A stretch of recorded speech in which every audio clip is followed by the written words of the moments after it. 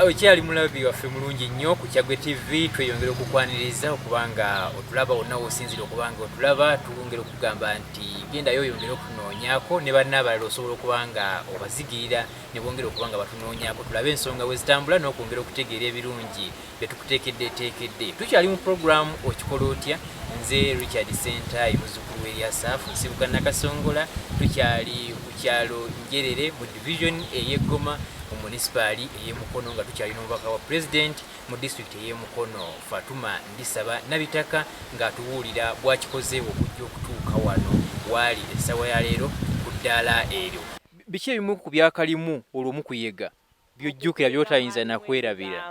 Ebigambo ebitanyuma mu matu byesagala na kurepeatinga okuva mu nkambi eri nga bakutanishinga the tainting you teyasoma ekyo like oli mu kalulu ku last minute omuntu nakudisorganizinga teyasoma kati buli wogenda okwogerera akalulu omuntu nagamba ate batugamba tewasoma kati mu kifo ky'okutandikira wobadde olina okutandikira nakusika mayiro 3 emabega olina okusooka okuzimba kiri okimalirize bakitegeere then odde ku kyogenda okukola ate ng'obudde bugenda ekyo kyaliwo eky'okubiri mwalimu ebintu ebyokulaga nti ndi mutemu. Ekirala kyenkajjukiramu obutemu obwakalimu, nze Fatuma siri mukyala mutemu, nze sikkiriza na muntu akuba abantu migo. Olaba ne ku bwa-RDC ebbanga ly'embuko z'e Mukono nagaana abasirikale okuba abantu emigo even in COVID period. Nabagamba tusobola okwogera n'abaana bano ne bakola kye twagala mu butuufu bw'okukikola. Naye bw'obakuba oba obatutenga abatategeera kyolina kubakuba kwegamba okwagazisa omuntu okukola ekintu motivation kwe kwagazisa. Tulinamu levels z'okwagazisa. Tosobola kunkuba n'enjagala. Olaba ogenda nosanga omwana omutawa akanga bamukuba okulya emmere era amala n'agizza because omwagazizza ku mpaka. Kati nze bwe najja nga RDC abamu balabanga nze atagenda kukola Mukono nga baagala nkube baagala that kwegamba tangible hand ku bantu ne bagamba nze sisobola kuba Fatuma n'enkuba bannamukono. Kyaggwe TV kwoli tweyanzege okubanga okyatugobeera tusiima bwongera ndoozi emboozi y'omukyalo n'ogiwulira mboozi nnyuvu nnyo eyongera okudda eri abakulembeze bw'owulira narration yaayo kikulu nnyo ebintu by'okukonjera ndowooza nti ekikulu gwe kwepositioninga nga gwe omuntu okumanya ki ky'oyagala na kufindinga ways ezikusobozesa okubanga otuuka ku ekyo ky'oyayaanira other than okutanishinga erinnya ly'omuntu nga bw'agezezaako okubanga atutegeeza. Tukyagenda mu maaso n'okubanga twongera okumanya ebisingawo ku ebyo ebize bimufuula kyatuuseeko olunaku olwaleero okubeera nga ye mubaka wa president atuula wano mu district ey'e Mukono agenda kutubuulira n'ebifo ebirala byabaddemu kubanga bwe nakutegeezezza nti ebimukwatako bingi nnyo. Tweyongereyo ajati.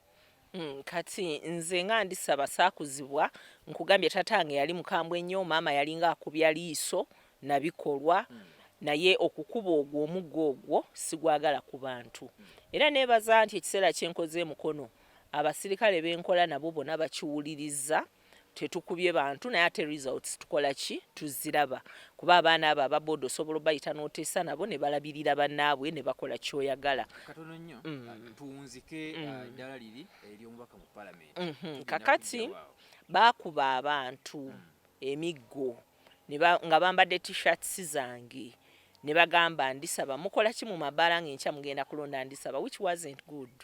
Nze nkambi yange teyakubako bantu naye nga bw'omanyi t-shirts zino ntibazigaba w'oyagala wonna. Kati someone took my t-shirts n'aziwa abantu ne bakuba abantu ne batema abantu naye nga beekuba bokka bakola batya okiraba naye nga abakuba balina motive ya kusuula Ndisaba naye nga tebalowooza nti Ndisaba yakuba. It wasn't me. Ekyo kyannuma mu byonna oba okugwa nandigudde because era bwe nali nzija kutryinga okitegeera kati potential yange njimanyi naye tebandikozesezza linnya lyange kuba bantu. It wasn't me era nkivumirira. So ebyo mu kalulu byannuma okugwa tekwannuma because nalaga kyendi nakati abantu bakikkiriza nti nateekawo okuvuganya okulina omulamwa era bakimanyi nti navuganya kabe kasinge kuba bw'otunuulira ebyafaayo mu kalulu ako result season olaba ng'enjawulo. Yes, ate nze kye neebazaamu Katonda nti nze obululu bwange tebubaamu technical push. Siteeka mu kalulu konna. Akange kaba kange. Kati ate bonna kati olaba mu kalulu akakawedde ka 2021. Kati ate abantu abamu ku nkambi eri bavayo ne bajja eno nga bambuulira what happened. Kati ne bakubulira mechanism ze bakozesa. Kambuzeemu katono nnyo. Amaanyi gano aga 2016 lwaki 2021 twandirowoozezza nti singa walabikako oba n'obuvunaanyizibwa obulala bwali bukututte. Nali nfuusa RDC ng'owekitiibwa President annonze okumukolerako ebutebo mu district. Ekyokubiri ng'otunuulira oba nziyite empisa z'abantu, intrigue, obulimba. Nafe abamu tetulimba. Nze Ndisaba bw'oba oyagala okudescribinga Ndisaba gamba ye mukyala ali open and straight. Kyenaakola nkikola, kyesiikola sikikola. Kakati nze saagala kunnimba because sirimba. Kakati era nalaba nga nja kudda bannimbe kati ng'ate wali obwa RDC mbadde nkyabukola. However much si kyekintu ekiri awo ky'oyinza okugamba nti kifuna, naye omuntu delivering a service motive ye yakutuusa service so si kikyagifunyeemu. Bwe kiba kugifunamu would be the impact on ground, so si financial impact. Kati that is me kyenava nsalawo ne ngamba kambeera eri ku bwa RDC. Secondly, abantu bangi abaali bayaayaana Oweekitiibwa Kagimu yali ayagala ate nga yansuubiza nti byonna bye baakola mukange yabimanyi mukuluno tebajja bikola. Okitega even others bajja ne bangamba abiri bye baakola mukali tubimanyi ate naawe obamanyi abaali eri nga kati tebaliiyo bonna batestifying what they did. Katono nnyo. Nga bwe tuli wana babiri tugezeeko kuba toki mu kalulu ako aka 2021 ebyaliwo byaliwo ne kireeta n'enjogera ey'omuyaga. Olowooza oba kujja amaanyi gali agaaliwo olowooza wandisigaddewa? Era nange nandigudde.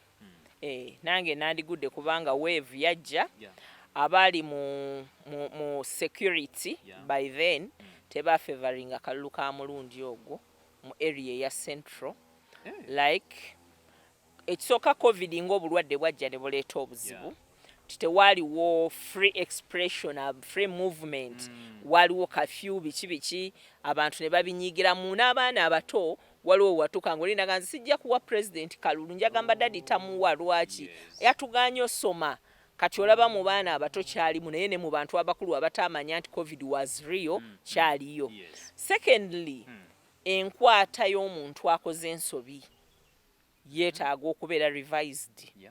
Bwemba nkwatibwa nga wondi si wonjagala nkwata bulungi. Tonkwata mu ngeri yakuba nti ndi mutujju. It wasn't good. Kati enkwata y'omuntu omu at a certain area in a certain district yaleeta wave okukola which wouldn't be kubanga eyo enkwata senga teyaliiwo. People can be summoned. Yita omuntu ajja omubulire kyakoze omudetaining. Naye tetulina genda na force biki so it spoiled each and everything here. Kakati nze sinze w'amaanyi ennyo asinga Honorable Dr. Muyingo.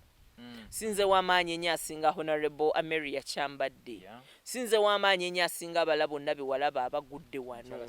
Mukyala Seninde bwani abantu baali ab'amaanyi baali bangi.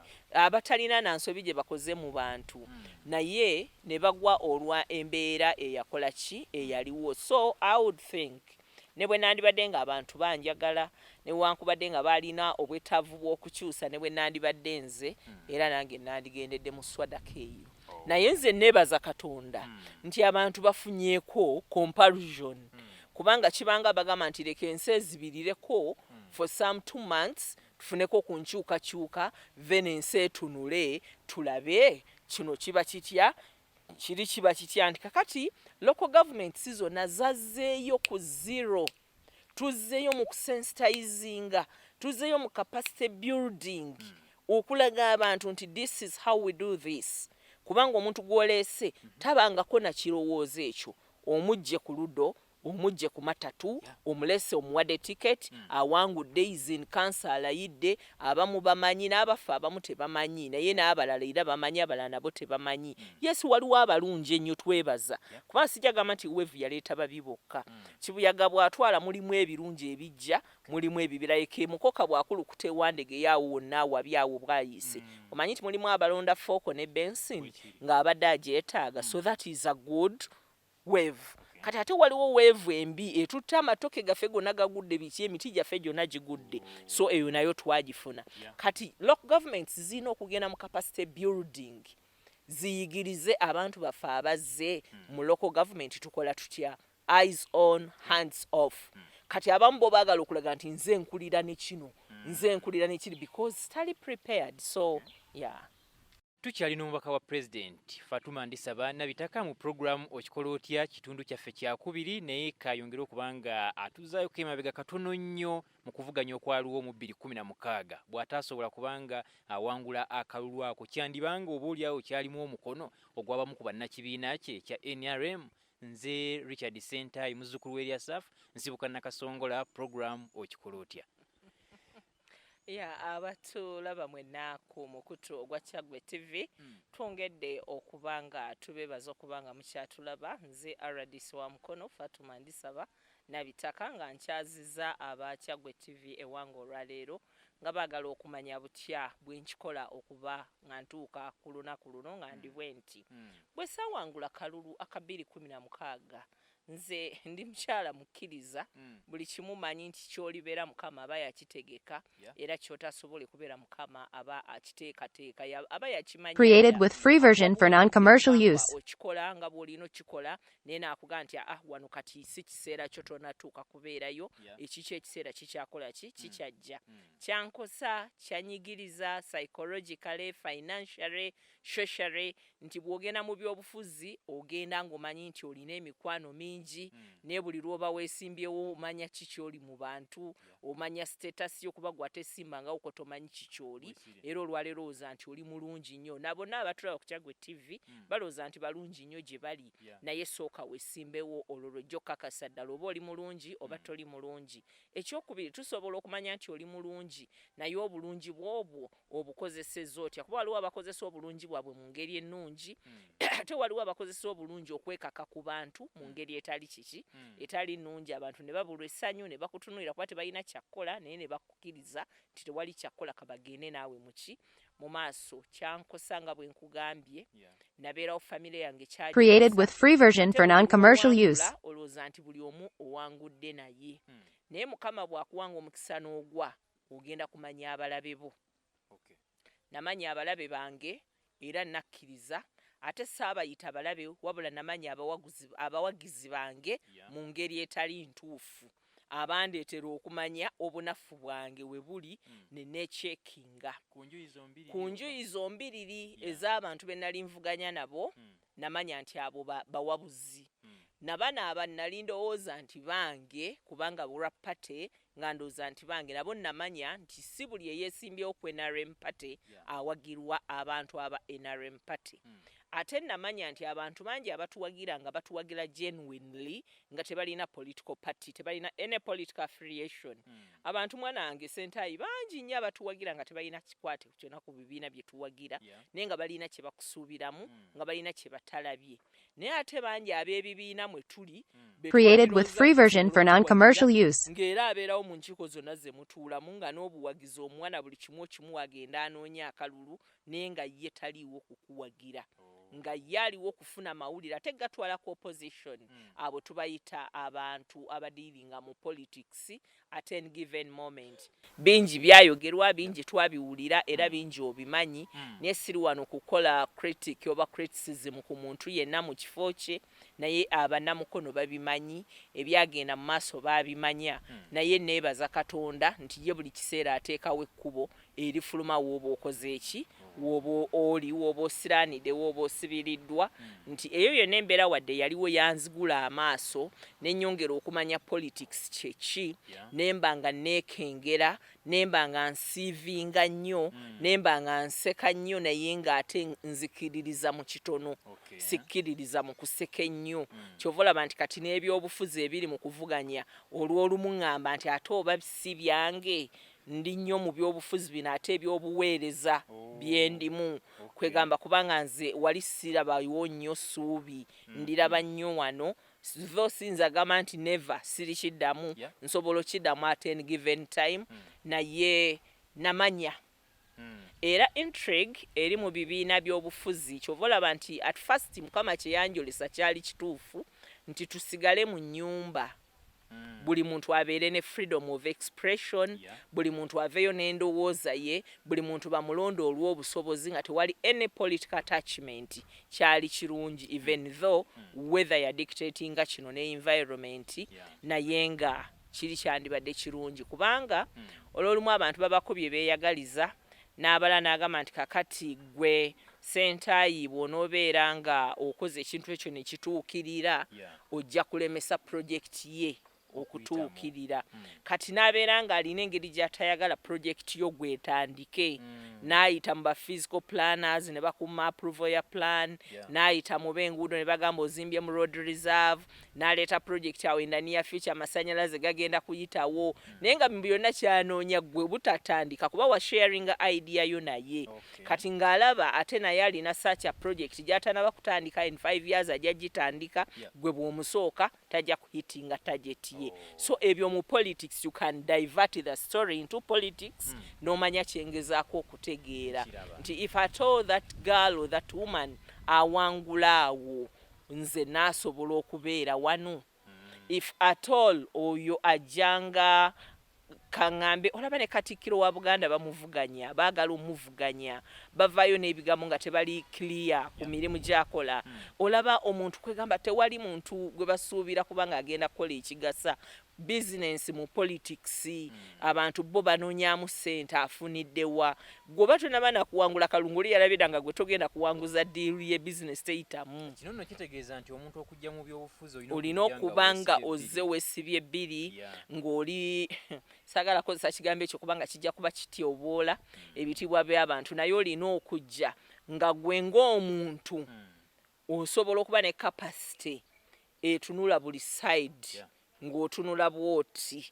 either clockwise or anti-clockwise nga omanyi kikyolina so si kudependinga ku pateyo si kudependinga ku structures zo si kudependinga ku ba agents bo because at one time nakubira ba agents simu nga n'okuyitamu teziyitamu but ngate nasasula ssente nyingi olwaleero bw'otambula omuntu nga nze nali omukuumi wa kalulu keegi naye tebansasula naye nga nze nasasula even 2 days kwegamba weewuunya kati n'olowooza nti mu kiseera ng'ekyo ku pressure gye nateekawo state was there olaba waliwo ebintu by'otunuulira kati mu by-elections ezibeerawo mulaba state agencies zonna aba members mu political party bonna baweddeyo everyone is there naye oli candidate ali mu area eri very crucial ovuddeyo olazeeyo pressure on ground sigamba nti oli munafu but no one could come to your rescue okiraba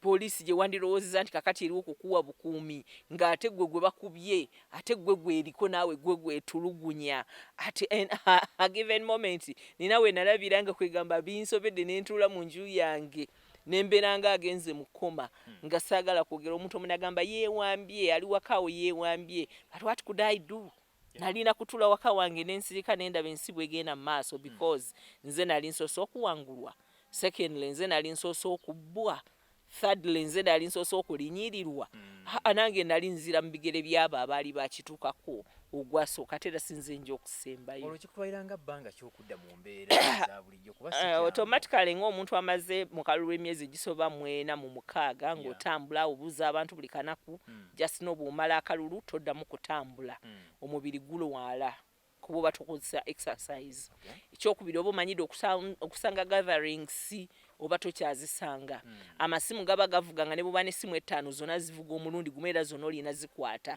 tebaayo end call tebaayo, and call not even from your agents. Tebaayo ne gwe wawadde ssente n'omugamba nti gwogenda okulabirira awo taddamu kukubira. So you just get to know nti ensi si nnyangu obiyiga byonna.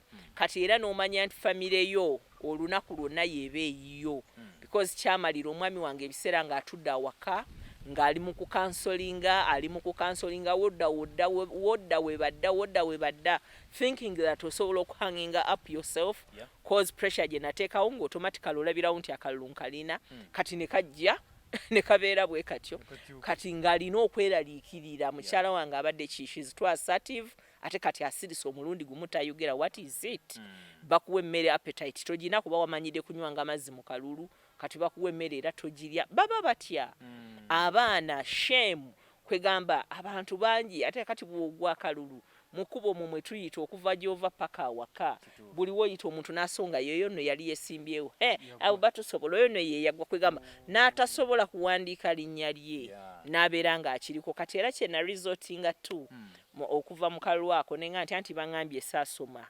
amasomero galiwa neneebazira gavumenti eno gye tulimu eyaleeta okusoma buli omu weyagalira level gy'oyagalirako gy'otandikirako neŋŋamba never okubeera mu gatherings kubanga nja kubeera nga mpoza kubanga nakati abantu bambuza Fatuma akalulu kukaddawa Fatuma twakuwa akalulu kaddawa kati nako okwewozaako ebyo naye bino bye bakugambanga nti wasoma okugenda okwesimba wawo tewalagayo mpapula no naziragayo kati ate baali boogera naziragayo ne gazeti nagirina everything I had naye aba National Council for Higher Education bakolamu mistake nti bwe nabatwalira empapula zange for verification baŋŋamba si be bagenda okukola verification that time round ne baŋŋamba ngende ku UNEB nengenda ku UNEB ne bakola verification and equating of my papers to the level which was required. Kati bwe bakola equating, little did I know nti ate National Council of Higher Education ate yazzeemu n'ekola ekyo. Kakati by the time I went back there ng'ate bagamba nti period yakoze eki yaweddeko. Kati it's like omwana asomye alina master's degree naye alina okuddayo university gye yasomeramu certifying nti eno master's degree yagijja wano. But it doesn't mean nti olwokuba university ya certifying you tewasoma oba wasoma but that requirement ya certification certifying your document tekoleddwa ekyo tekitegeeza nti tewakola ki tewasoma. So I had all the necessary requirements but that ate n'akyogera yali tasobolera kuvayo n'abeera open because she knew nti kyayogera tekiriiko bwino muki mutuufu. But what I resorted to neŋŋamba kanva awaka ndekerawo n'okulooza ku politics kanzire ku ssomero lyange nenzira ku ssomero lyange nendiwa obudde nenzira mu mirimu gyange nenjiwa obudde nnimiro nenzira mu buli kimu projects ezange ng'omuntu nenzibeeramu then nentandika n'okusoma weekends. Era abantu batandika Fatuma nga tolabika tozze mu bantu ate akalulu bwe kanadda biki naye nga nze gwe babigamba baaba nina depression yeetaaga okusimwa mu kinnya ng'olese na katapira yebeesimayo depression kwega omutima gwange okuguzza engulu wali weetaaga katapira okunsimayo wansi eri. So nengenda ku ssomero lyange Rock of Ages Day and Boarding Primary nenziramu nembeera n'abasomesa bange nembeera mu business. Obuzibu bwe nafuna tikakati olwo oba olina aba applicants bangi ba clients omwana yasoma obusomesa atalina mirimu twakuwagidde mu kalulu omwana wange muwe omulimu kweganga ne wogendo bateeka tolabo because the other one is a private school basomesa olina 18 they are enough bw'osobola okusasula ye capacity gy'olina naye buli omuwagizi walina omwana yamala obusomesa. Kakati n'ogamba baba nombakole ntya. Secondly abawagizi buli omu azaala abantu bazaala abaana bandisaba ba Fatuma bangi nnyo. Kakati buli muntu ayagala Ndisaba we Fatuma we omuwagizi wo omwana omuwe ekifo mu ssomero oweerere tuwe basare tuwe half basare tuwe basare tuwe half basare. Kati ogenda okumaliriza abasomesa batunulira abaana mu class bakugamba madamu okusinzira ku ssente ze tusasula nze nina bweziti mu kibiina n'oli alina bweziti tuwongeze ssente naye nga gwe half of the number baliko half basare. Kakati byonna nga bimenya naye neebaza Katonda atubeeredde ekiseera kye tubaddewo somero ne liba nga likyakola bulungi ne litagwa abazadde ne basigala nga batu interestinga n'abaana baabwe abasomesa bange mbeebaza abasobola okkibeyaringa ne bagumiikiriza ssente n'ebyo abaana bagenze bafuluma abo abajja aba politics bagenze bafuluma abazadde abamu nkontinuinze nabo abaana kati abamu batudde senior 6 abala bali mu institutions abamu bakola busawo bafunye obwa clinical medicine Kabale nursing Makerere mbeebaza nti abaana bange benajja nyambako babadde ne devotion eyo era basomye naye abalala bazadde ba dropping omwana bw'atula P7 ayagala era gwe abadde omuwa basari mu primary ate omwongere ne ku secondary nga ye talina kyakola ekisinga okwewuunyisa abaana abamu bano bempeerera ate baana b'abakozi ba mukyala gwe navuganya naye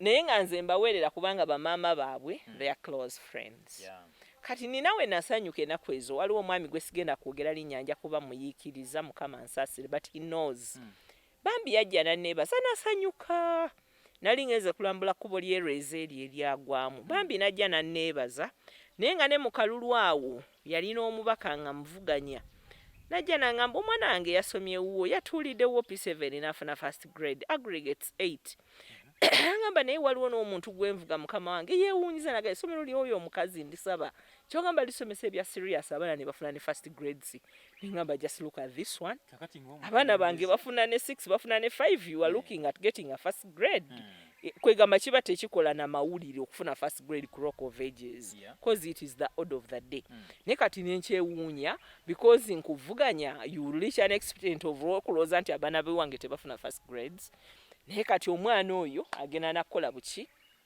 akola busawo I thank God for that cause nze bwe nvuganya omuntu tafuuka mulabe wange kati nagenda nemmala nengenda nengamba kati kanyingire administration nenkolayo diploma okutandika like to refresh your head yes kati nenkola diploma in education nenjifuna I mean diploma in administration nenjifuna kwemutaaka in 2016 nze president agenda okumpa obukulembeze buno obw'RDC natya neewuunya because nali wano nga nzijula kya misana kya Yidi gwali mwezi gwa 7 2018 mu mwezi gw'omusanvu kati bakwano bange abajja be nali mpise ku Yidi nga bangamba afande ne mbagamba afande biki bye muliko afande konze hanze sisabangako ebanga n'omukulu akuwadde konze nenkitya nengamba eryo erinnya si lyange maybe mulisomye bubi but later on in the evening ngamba simu gasuse nengamba let me check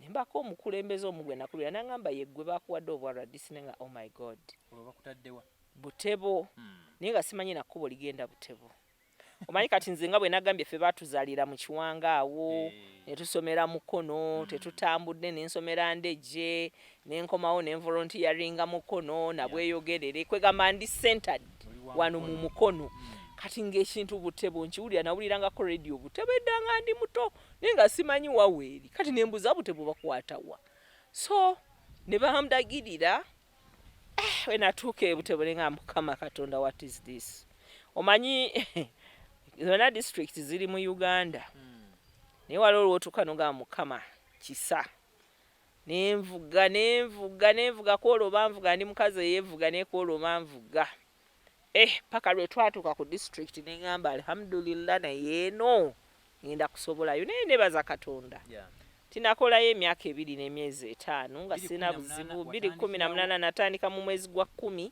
baatuwa mu gw'omusanvu naye ne tutatandikirawo ne tutandika mu gwe10 I went there nenkola abantu bayo ne banjagala abagwere n'abateeso ne tukola ne bandabirira bulungi bagenda okumpa obw'RDC nga maliriza that diploma in public administration kyali kirungi nnyo kuba senga nali nsigadde wali mu private businesses ze nalimu osanga kyandibadde kinkosa naye eyo diploma yanyamba nnyo nti abantu abo nalireetinga nabo bulungi nnyo era nakati bakwano bange nagatta ku famire yange abantu abalala nafuna okumanya kungi exposure nemanya abantu nti ate eri abakulira mu nnaku abakyaline mu nnaku olwaleero okusinga nze embeera gye nakulira because omuntu yenna ndaba ayinza okuwulira story eno naga Ndisaba nga bakulaba nnaku nnyo that isn't the issue sinze nalina okukyusa okukula kwange naye nze kati nina role ey'okukyusa nina role ey'okukyusa kyendi ne kyeŋŋendako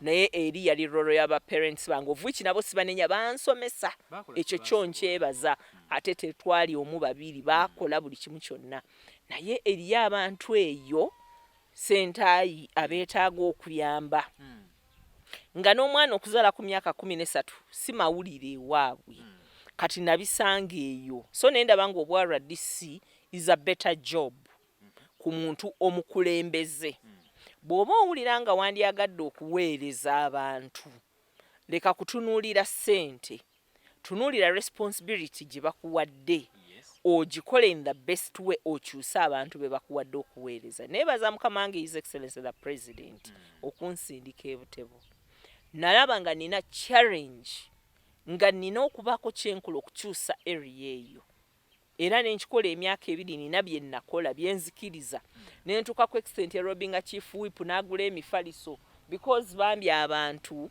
bagamba nga tuteekewo ebisulo nga balowooza nti ekisulo kye kiyisa abaana ne babiteeko n'abaana n'obasanga nga beebaka ku kiwempe ajjati katono nnyo abantu bano bagenzeemu first time tulaba nga olulimi olwogerwa lwa njawulo okukwatagana nabo omanye ebiseera ebisinga mu bitundu bateekayo abakulembeze abamu baga atwadde twagala mwana waffe wakirisinga gubatuwa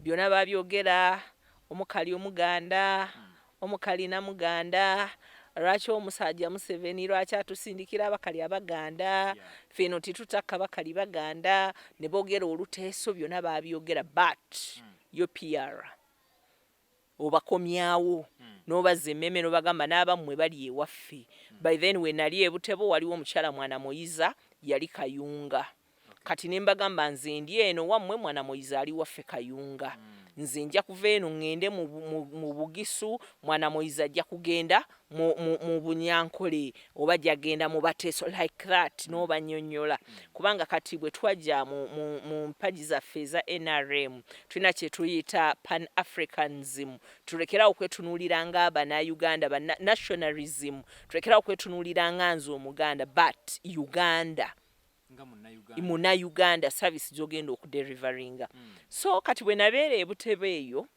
yaliyo emirimu egy'okukola mingi but I had an opportunity eyongerayo okusoma nengamba no I think I should get a bachelor's now in public administration era nenkitandika nga ndaba mbisobola nakoowa okwesaasira ate sente zaali zannyonoona initially nga nfuna nyingi ng'ebyo byonna ndaba si kizibu kyange. Butebo omusanga mu mbeera ki? Butebo yali mu mbeera kaŋŋambe nti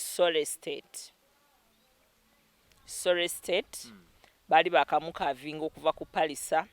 Initially it was Tororo district ne bajjako Palisa ku Tororo kati bwe bajjako Palisa ku Tororo ate ne bajjako Butalejja ku Tororo still kakati Palisa nebeera nga Palisa erina Kibuku Butebo kati again Palisa ne bagijjako Kibuku kakati Butebo nesigala ku Palisa kati nze ŋŋendayo nga 2017 basaze Butebo okuva ku Palisa nga new district kati nga balina tribal wrangles y'Abagwere y'Abateeso nga bakava mu by election nga ne president akimanyi so I think yansindikayo for a purpose.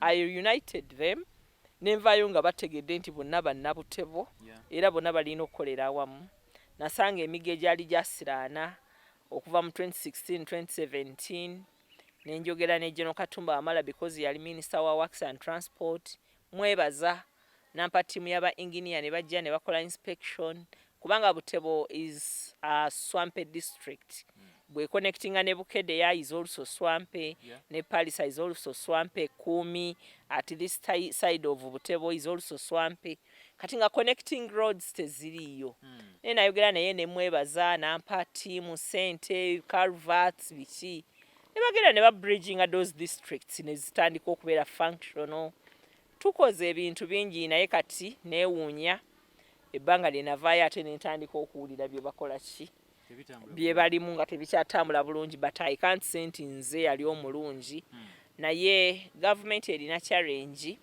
n'abantu aba delivering services then ne ba technical teams aba technical at times be bafuuka problem mu districts buli omu ng'alina kyakola ki kyeyeeyagaliza.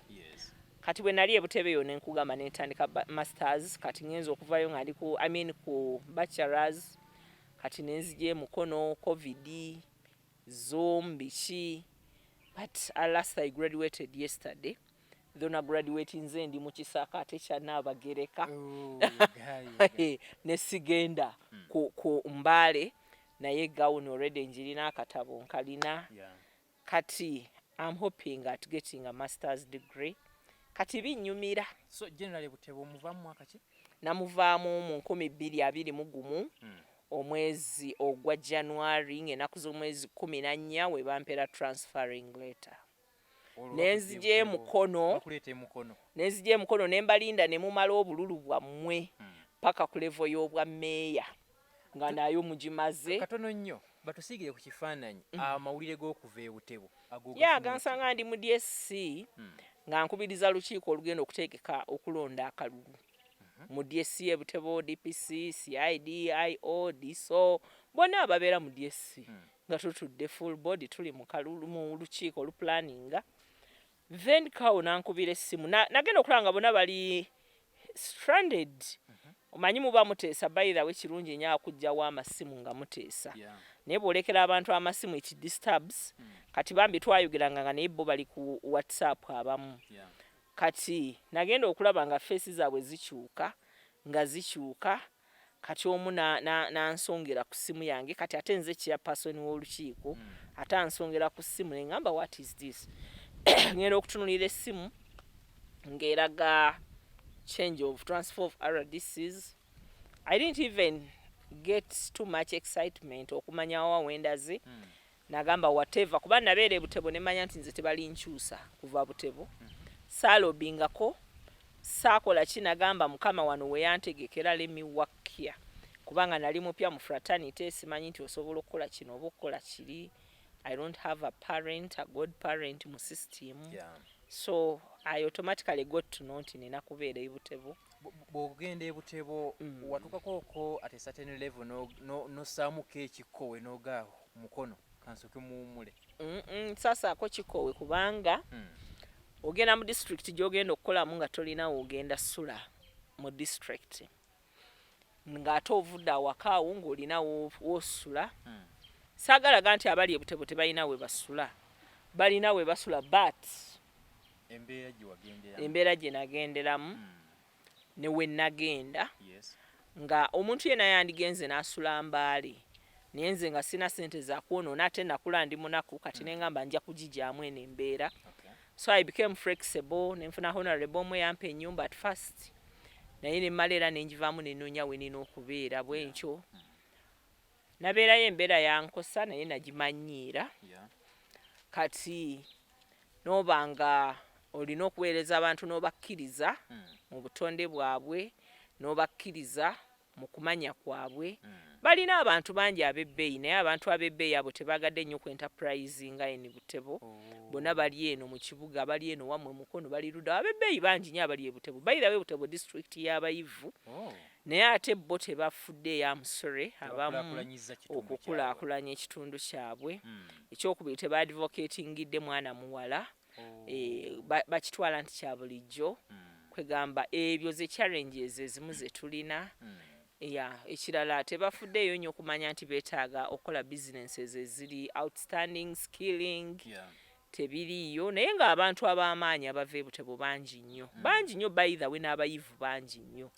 So nali greatinga kuva waka wange nakuleka famire yange kubanga gwe gwali ogusooka so si Mukono kutwaliza wamu because what would I miss in Mukono nali sirina responsibility yonna.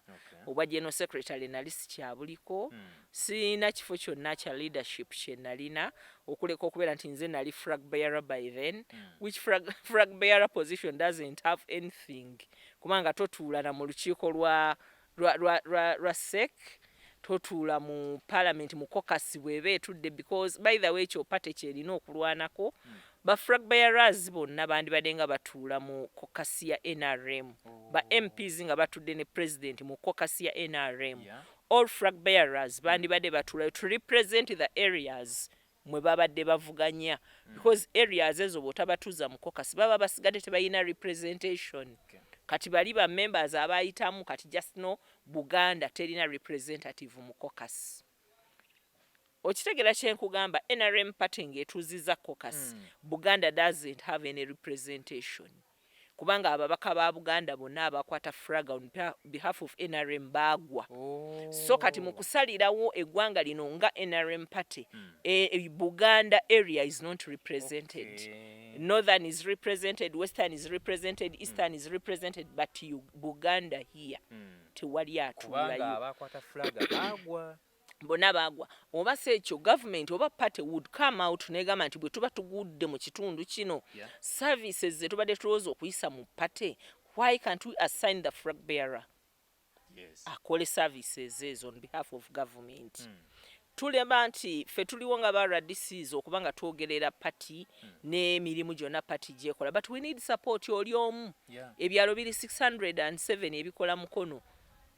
Osobola okukola omulimu ogwo buli wamu n'obanga you felt government is felt kwega twetaagamu ekintu ekirungo ekyenjawulo ate ndooza nti ekyo Secretary General NRM ow'ekitiibwa Todongo alina obusobozi obukilobinga. Ekyokubiri twetaaga party ebeere ng'eyogera okusinga okubeginga eragire. Kati manifesto gye tutambulirako erina ebintu byesuubiza mu bantu naye ate ne tusigala nga tubibeginga mu kifo ky'okulagira this is what we want. Kati tulina twagala enguudo, twagala amasomero, twagala amasannyalaze, naye kakati why are we begging for that? Why are we not ordering for that? N'otunulira Ministry ya Finance nekola delayed disbursement of funds. Why? Ng'ate omanyi bw'okola delayed disbursement of funds tetugenda zikozesa because normally ku local governments abantu badelayinga okukola planning kubanga baba consolidated fund. Bwe zigenda mu consolidated fund, who makes accountability on the funds ezigenda mu consolidated? Kati senga obanga olina PS nga si mulungi ng'olina kaawo nga si mulungi you lag behind. Services tezirabika. Not because government tewadde sente. Government ewadde sente naye lwaki zizze late? Obwo obuzibu bwonna weebuli. Kati ebyo byonna government erina obikola ki? Erina obikyusaako. Kwegamba ebyo byonna mbibaddemu ate ne ŋŋenda ku bwenkoze ku IU bachelors ne kinyamba kinene nnyo nti ndabye ebintu bingi exposure ba lecturers abantu bangi basoma wano mu Buganda ffe tugayaala abantu basoma nga balina envi abantu basoma nga balina ababakuuma. Okiraba tulowooza nti ssente kyekikulu n'ettaka lye tulina naye nga neebaza Katonda nti byonna byayogerwa but at last here I am. Biri baali babinkolera kati neekolera ebyange.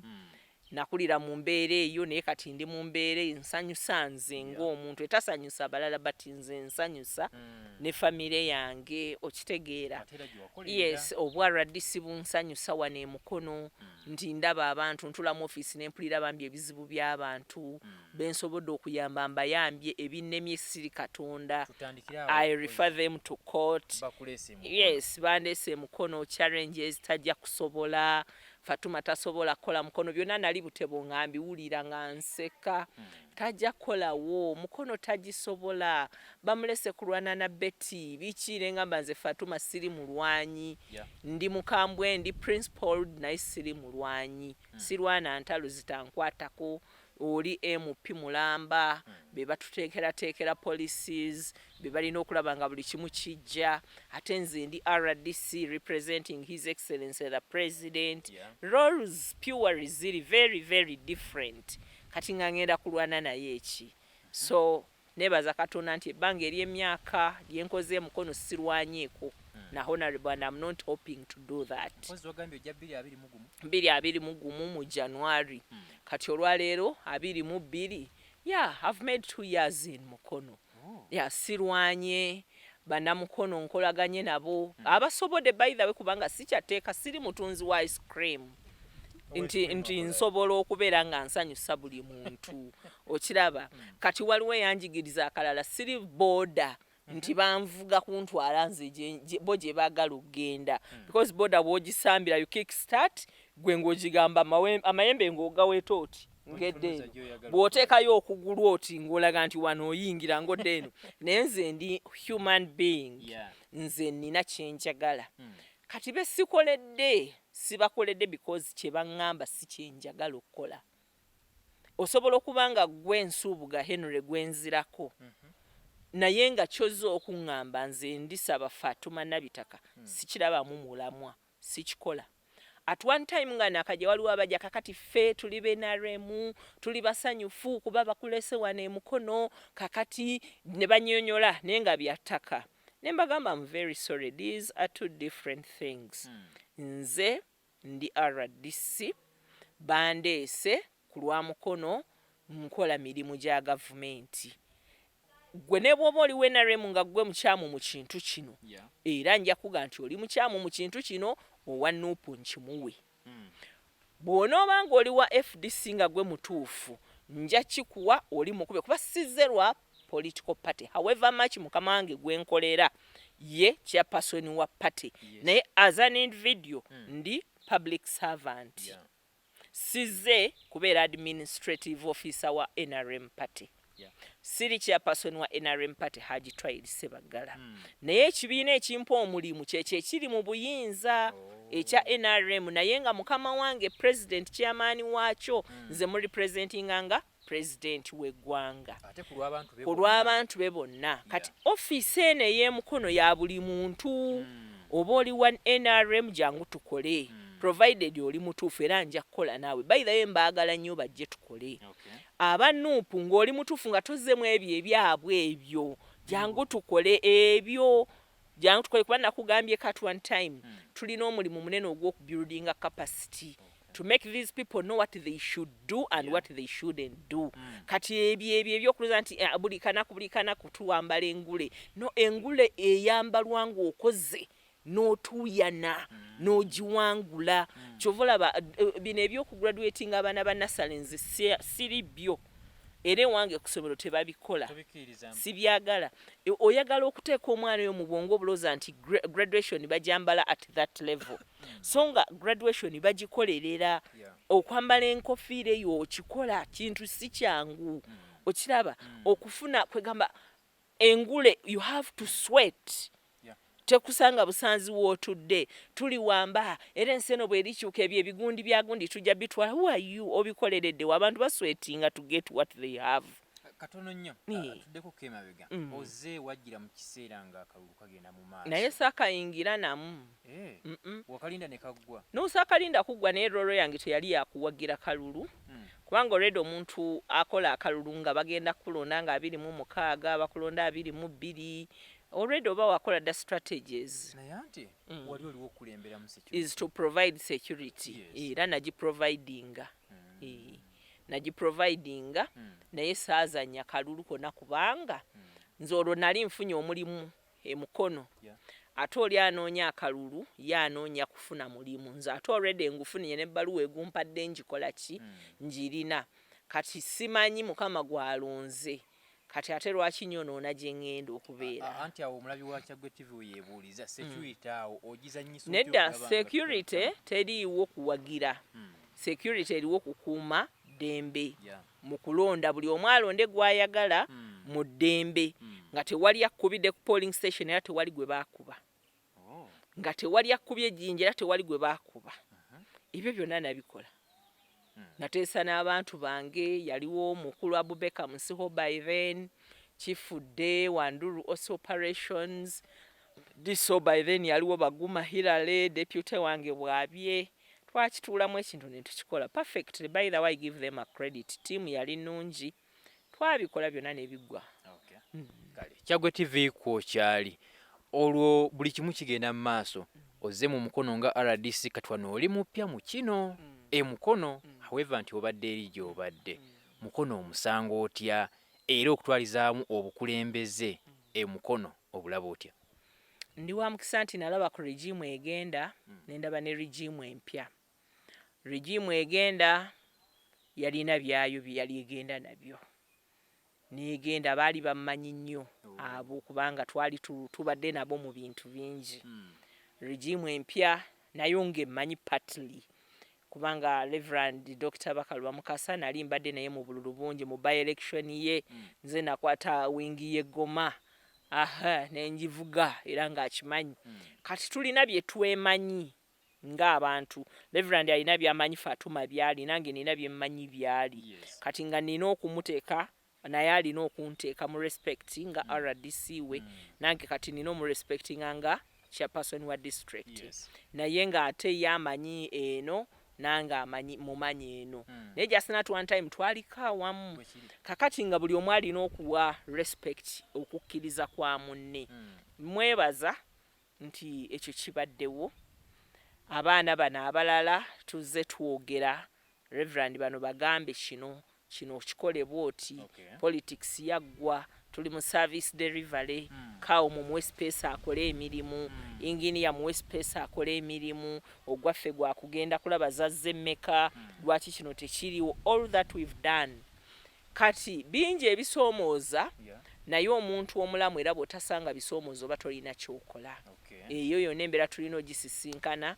Ate flexibility is one of the principles eza good leadership. Era tubadde flexible ku bintu bingi. Ne tusobola okubeera accommodative okukkiriza buli mbeera nga bwekola nga bweri. Program Okikola Otya mwe tuli nga tutunuulira omukyalo ono omubaka wa president mu district ey'e Mukono. Olwo bisoomooza nga ki? Ebisoomooza ebyokulaga omuntu nti wano si gwalagirawo. Mu local governments bannabyabufuzi babeera na eyes on. Technocrats babeera na babeera na eyes on, technicals hands on. Katikaawo engineer, DEO, DHO, heads of departments bonna be bananyini sente. Ffe nga bannabyabufuzi tuteesa biteeso ne tuyisa budgeti. Government neeweereza sente ne tulaba ekkubo erikolebwa. Ne tulaba essomero erizimbibwa, ne tulaba omwalo ogukolebwa, ne tulaba ebyennyanja ebigabwa, ne tulaba ebintu bwe bityo. Kakati ng'ate eriyo omuntu ajja okuva eyo nga yagamba nze njagala bakole ekkubo ly'abantu bange egindi. Era n'ateekawo resistance nga yalooza nti balina omuwa sente agenda alikole. Abantu bajja n'embeera gwe eryawo erifane. Bajja eri nga bamanyi baze kwekubako enfuufu abamu. Which isn't the case. Ozo okwekubako enfuufu but enfuufu cannot do what? Cannot work. Cause ogenda gyekubirako wajugwa atakwata ku sente. By the way, we appreciate all of that kulonda kubanga abantu abamu naye babeeranga eyo nga balaba abatakola. Kati their turn is now. Okiraba bamanyi nti waliwo structure, waliwo system ekola ki ekola. Ssentaayi muzzukulu we Yasafu nkyaliwo nga tutunuulira omukyala Richard Fatuma Ndisaba RDC w'e Mukono. Program Okikola Otya mwe tukyali atubuulira ku nsonga ez'obukulembeze. Wetutuukidde olunaku olwaleero ye RDC ow'e Mukono. Kakati abantu babeera ne expectations nyingi. Olina alowooza nti nze senga nze ntudde awo oluguudo ndukola olunaku lumu, nze senga nze ndi awo kyekizimbe nkizimba mu lunaku lumu. Naye nga tamanyi biri munda. Naye bw'ajja ne mumubuulira n'ategeera. Kyova olaba nti bwe tuba tufominga mu management nga tukola team formation, tulina kye tuyita storming, norming, performing, then n'adjournment. Nti bwe muba mwakeeraba mutabuka mulwana akatengo kabakuba wembuwa. Kati eyo stage twabadde nayo mu Mukono naye tusumbuwa okitegeera. Kati nga olina kozesa bugozi bwoki okumanya nti eno stage erina otukosa paka lwe tuneetegeera tugende mu stage ye tugenda okukola ki okukwataganirako. I thank God kati tuli mu stage y'okukwatagana. Buli omu yategedde waava ne waakoma. Buli omu yategedde responsibility ye. Buli omu yategedde nti wano no go area. Buli omu yategedde nti however much nze kino oli yalina okikola ki. Okolesezza bukodyo ki ng'omubaka wa president? Nzeka tiimu yonna kwogera kukyogerako kujjayo tteeka kulibuulira bantu butakweka muntu kumulaga nti kino kituufu ng'ate kikyamu kumulaga nti kino kikyamu. Omanyi nti local governments za njawulo nnyo nnyo ku palamenti. Yongera okutunnyonnyola. Functionality ya local governments eri too much different from functionality of the parliament. Parliament is only making policies. Neno local government ogenda paka ku na budget formulation wansi nojango building paka wotuuka then nogisa nogiweereza. Okitegeera kakati yo parliament eyisa nemu formulation bayitayo buyisi mu committees kulaba zazze zitya sector eno ne okimanyi nti local government evayo na buli sector yonna nga yegirina mu ttaano. Kati ate booli answerable to bangi nnyo ku local government. Kati olaba Reverend Bakaluba oyo abantu abamulinako ebibuuzo bayitirivu okusinga balina ebibuuzo ku mukyala Nabukeera. Okiraba ye abazinga bonna ababaka ba constituencies n'ababeera nabo bw'ati n'omubaka omukyala n'abeera naye. Omubaka omukyala bw'ajja ne bamulopera ekkubo agamba local government. Omubaka omukyala bamubuulira essomero local government. Ye ali ku kimu mu parliament twayisa billions bwe ziti ku masomero. How come wano tezinnajja naye tamanya ntemaatema eno eri wano ku district. Okiraba so it's very much difficult and different mu local government performance. Kati Reverend wange was too much in parliament. Kati okukyuka okuintegrating okujja mu local government it has been a process. Ng'omusaasira yamanyiira huge sums of money. Kakati azze mu buswazi ng'ate alooza nti kuba ayize performer ng'alooza nti ayagala kukola buli kimu kyonna kikoleki. Kati niyeesanga there is a budget gye tulina okukola etasukka wano waliwo kino zino wadde tuziwulidde in billions naye ziriko emisolo ziriko abakozi sente zisinga obungi za kusasula misaala. Okitegeera tulina okulobinga sente za local governments zasalwa tulina sente ntono. Okitegeera kubanga covid yatuhiitinga kakati tulina kukozesa magezi tuyingire mu ministries ezo tukwana aba commissioners batutere ebintu ebyo mu budget bigende ku ministries. District etakwana ba commissioners floor ya parliament tebasabirawo bikolebwa. Eyo yeche kizibu mukono kyerina dife tutudde tukoze bwe tuti tulinda floor ya parliament okusabwa ebikolebwa which is not the case. Naye katulowooze nti mutula ne mubikubaganyako ebirowoozo. No kakati ate nze si mulimu gwange nga RDC. Kati nze ate ogwange nga RDC gwa monitoring of all government monies that come. Kati bali banno kubawabula mu mbeera eyaabwe. Omuntu bw'aba ayagala omuwabula owabula. Ate ekyo no bakyogera abayivu towanga advice ne guidance nga tebagikusabye. Oba trespasser oba intruder. Cause or guidance nga bagikusabye when it's not required you don't give. Yeah. Naye we tusobodde tukikoze. Yeah. Okay. Kale ebimu ku bisomooza ettaka kya kusomooza si mu Mukono mwokka naye mu Buganda nga region. Kubanze njagala nnyo okwogera ekiri geno Buganda nga region erina okusomooza kw'ettaka. Ekisooka tenure system gye tulina eri too much different okuva mu regions endala. Eky'okubiri tulina environment eri favorable ku buli muntu yenna okutuulamu. Nti ffe tuli ku lake. Eky'okubiri tulina activities ezikolebwa we tulina factories, tulina agamu ku masomero agasinga obulungi, ffe tulina capital city. Kwegamba buli muntu yenna yandyagadde okubeera we tuli nga central region. Kakati ettaka ate eryo tulina eryo teriri elastic lisigadde liri mu kifo kyalyo. Naye population Created with free version for non-commercial use. eri too high on each day. Senga omuntu avayo n'akola research on how Buganda region oba central region eyingiza abantu on daily basis okuva mu areas endala okujja mu Buganda. Yandibadde avaayo ne research ne numbers entuufu ne batulaga how they come in cause it's too much. naye nga waliwo reasons to why they are coming. What the factors, employment, proximity, weather, biki okitegeera. Kakati tolina ngeri kijogeraga nti ettaka lino ligaziwe naye ate abalyagala bangi nnyo. Kati challenges kyeziva zijja ndi omuntu bw'abanga atunulira ekyalo kino njerere. Nze nakugambye nagula wano in 2012 oba 2011 we nagulirawo nga buli eka egula $1,17,000. Olwaleero eka eri mu $2,000,000 n'omusobyo. From 2010. Yes. Kati najja wano nga kino kyonna kibira okuva eri okugenda nga n'abayitawo neebuuza balaga wanga nze nsembayo era abamu ku bakwano bange bambuze yonoonyeyo ki ne kati olengera okitegeera nti abantu bakoye pollution, bakoye noise, bakoye ebintu ntu mu Kampala wakati banoonya ebifo nga bino ebiri quiet and cool. Naye buli lunaku bajja nga balina factors ezibaleeta nti abataka bafa.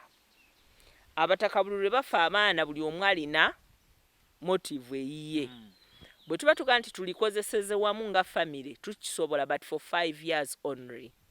Buli omu n'akyusa agenda. Oli n'alaba nga yagala kugenda ku kyeyo naye ng'ogenda alina tunda poloti ye okusobola okugenda ku kyeyo okufuna facilitation ye mutwala. Oli n'alaba nga alina kutandika business ayagala capital alina kutunda kino. Talaba landi nga capital yalina kutunda afune capital okuva mu landi. Kwegamba comparison ku landi ne liquid cash nga nayo okyetaaga ogibuulira abantu. Abalala bajjwa mwabaami bwe musikira ettaka abalenzi bannyinaffe you own that property ne mugifuula yammwe abali mu kika ekyo mwe tuzaaliddwa. Thinking that nze omuwala nakola application okunzaala nga ndi muwala. You don't allow my kids owning that property. Mubabuuza n'obabuuza oli wa mamba.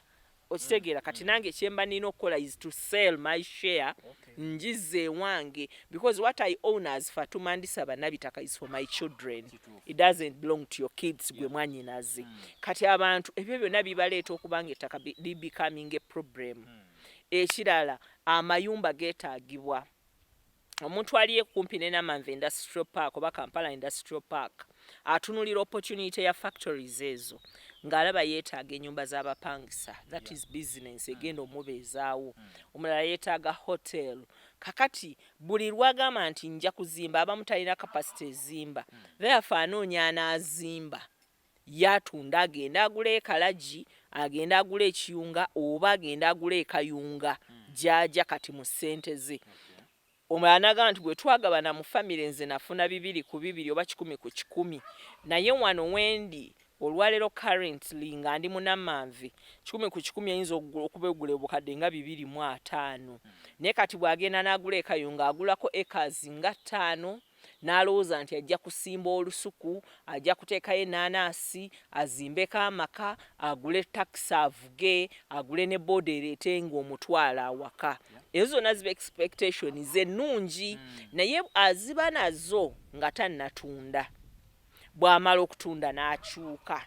Baddiira ne batandika emmotoka eriko yeeno osobola okukola kino sente zino bwe tuzisuza mu kisawo zikeera zimultiplyinze okitegeera ebyo byonna bijja. Kati conflicts ez'ettaka wano mu Buganda zijja kweyongera kubanga Kampala ye capital city. Kakati Soroti city terina nze kintu ala Soroti sina kyengenda kutunda Soroti. Naye Kampala n'omutembeyi afuna ekyokulya. Atunda obuti obukuma omuliro afuna ekyokulya. Naye Soroti tebatundayo buti bukuma muliro. Ali Embaale ajja kutambuza amalewa bagagule because that is the culture and the environment. Agajja wali ku Wanale Hill n'agatunda wano abamanyi nti amalewa nva bagamanyi. Bw'ogatunda e Mukono everyone turns and looks at you kubanga hey, what is that malewa? Yes bagalya batya it is hard to cook okiraba. Naye kati wano tunda obuti obukuma omuliro, tunda ebibiriiti, tunda simanyi bulaita, tunda reflector jackets. Abaana batunda eri boda ne bajja eno ne bakola kikwegamba all business is here. Kwegamba abaana abagala osula mu rentals zozimba vakuba investors. Naye abaana basobola omuzigo gw'emitwalo 8 ku 10 bayitirivu. There is business. Abagala okukola obukozi mu factories bangi nnyo. kwegamba there is an opportunity here in Central Region ereetedde ebyo senga government egenda ekola cities like a green city which is expected to be put in Mpata and Mpunge ebeereyo kati population yeyo tugikwatire eyo okiraba to improving fishing activity tubatereyo circles oba tukule circles ze babadde nazo because a circle kintu kyosanze n'abantu nga babadde bakirina n'oyambako buyambi okuimproving its operation rather than going and giving them money nga bwe tukola nga government bwe tukola at times n'oziwa n'abatazeetaaga okiraba kati tukolere yabo tubakwatire eyo mbale tugimodify ngabo nabo tubakwatire eyo soloti nabo tubakwatire eyo to improving activities eyo ensonga ezandireetedde omuntu okuva eri okujja eno sigale eyo to improving infrastructure tulabe nga tukola globalization oba njiyite globalization ebeere nga tugitwala eyo Kampala ebeere ng'essa ne kati Kampala tessa fena we tuddukira ettaka we liri ye source of income era kyovolaba abantu abakola mu ttaka kati bayingiwala emisana n'ekiro because it is the source of income ate land yo appreciating a value buli lunaku olukola ki oluyitawo. I have many examples. Ku ssomero lyange awo waliwo ettaka lye twagula 2-3 plots emu ne tugigula $5,000,000. I think that was in 2003 or 2004. 2004-2005 million years no wayitawo like some 2-3 years ne tuddamu ne tugula ettaka another 2 plots ku $2,500,000 okuliraanaawo. As I speak now waliwo ettaka lye batunda 250 millions but the same size. So ettaka omuwendo gulinnya buli lucha kati omwana bw'atunuulira ekyo nga lwaki nasoma noonyeza omulimu gumbuze why can't I go into land estate dealing okiraba lwaki kati nnyingi okiraba era ffe nga Mukono mu ofiisi ya RDC bamafiya abatuufu abasika abaki ttaka day in day out Monday ttaka mukoze mutya tulwana ne tukola kye tusobola ate ne tureferringa ku court just no court system nayo twetaaga okugirevisinga nti edelayinga nnyo emisango gy'ettaka kati ate justice delayed is justice denied kakati the more you delay the case the more you bring insecurity on ground okiraba abantu batuuse ne ku extent ewamba ebibanja by'abantu ne bagamba nti awo twaziikawo jjajja na creatingawo amalaalu n'ogamba no let's get a court order tukole exhumation ne bagamba lwaki otuzza munaku naye nga indeed eyo waliyo binyonyi eriyo bigogo nga teri bafu bawamba buwambi bibanja byaki by'abantu so land in Buganda wonna si Mukono is a problem. Yes bututunulira ku issue ey'ebyobulamu sofa olaba otya e Mukono district tukyali disadvantaged nti population yaffe nnene. Tulina Mukono General Hospital gye baaka upgradinga okuva mu status ya Health Center 4 naye population yali yasaba dda population kubanga yo yali erinnya buli lunaku. Ekyokubiri za Conduit Hospital nti eri ku highway ekola ku bantu ab'e Mukono n'abatali b'e Mukono buli kanaku naye infrastructure ekyali problem era permanent secretary twamusaba ne Minister wa Health tulabe nga batuyamba okugaziya Mukono General Hospital then the services zibeere improved kubanga abantu betukolako bangi nnyo. Ekyokubiri ceiling the budget staff ceiling policy mu Ministry ya Health nti tulina abasawo batono as required tulina abalwadde bangi nnyo naye tulina abasawo batono ate police tetuganya kuwandiika basawo bangi ekyo nakyo twetaaga okurevisinga staffing policy ya Mukono General Hospital oba eya Ministry ya Health kubanga abaana bangi abasomye obusawo batalina we bakola naye ate nga system tekkiriza kuyingiza because tebalina we bagenda basasula bayingiza okusinziira ku ssente zibalina ezigenda okusasula. Kakati abasawo aba Mukono General Hospital balinawo olukiiko olulabirira eddwaliro balowooza okuleeta private wing ne baginyinyonnyola nze ng'omuntu ne ngitegeera naye nga issues ze nnina services zino zitabadde improved bulungi ku satisfying needs z'abantu baffe. Ate bwe tuteekawo private wing, are we not destroying each and everything? Cause ku ddagala lya gavumenti tubadde nalyo naye ng'olw'olumu liggwawo nga ne need weeri. Ate bwe tuteekako private wing tugenda kuba tetuddira kulaga nti tutunda ddagala lya gavumenti ku bantu bali abazeeni a private way, nga ndabanga basobola okwogera oba ne tufuna Rotary Hospital ne tugifuula private wing, eno nesigala nga yo eriwo ku public service like to anyone ali in need.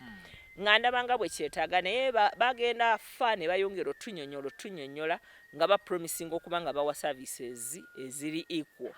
Naye kikyetaaga okwetegerezebwa.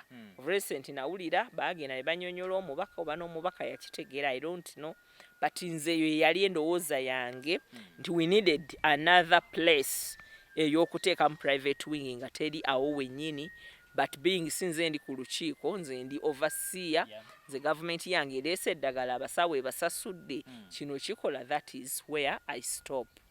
Kati tulinawo okwemulugunya nti abantu abajjanjabirwawo basabwa ssente siza $35,000 what nebyo byonna tubidiscussinze ne Ministry ya Health okulaba how best we can improve the services. N'abakozi bano kawo ne tumulagira ayongera okukola engagement nabo bamanye nti abantu ba Uganda kyekyandibadde priority, so si ssente. Then tulina other facilities nga Koja Health Center 4 erina gynecologist ow'amaanyi akola bulungi emirimu gye. Tulina Katogo Health Center 4 now egenda kubeera upgraded to Health Center 4, tugenda giwa buli kimu kyonna ekikola ki ekyetaagisa.